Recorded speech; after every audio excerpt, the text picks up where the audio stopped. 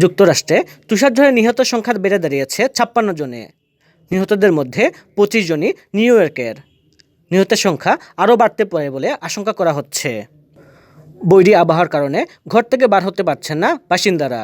জানা গেছে সবচেয়ে বেশি ক্ষতিগ্রস্ত হয়েছে নিউ ইয়র্কের বাফেলো শহর। পশ্চিম নিউ ইয়র্কের শহরটি তুষারঝড়ে বিধ্বস্ত।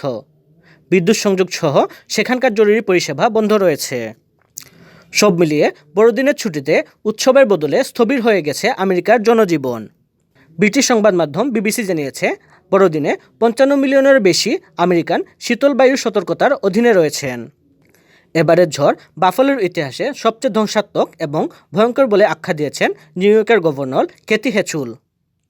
সর্বশেষ খবর অনুযায়ী দেশটির কোথাও কোথাও তাপমাত্রা ৪৮ ডিগ্রির নিচেও নেমে গেছে।